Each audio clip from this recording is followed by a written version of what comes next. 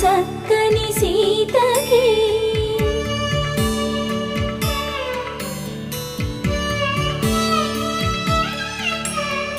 ఎర్ర జాబిలి చేయి రాముడేడని అడుగుతుంటే చూడలేదని పెదవి చెప్పే చెప్పలేమని కనులు చెప్పే నల్ల పూస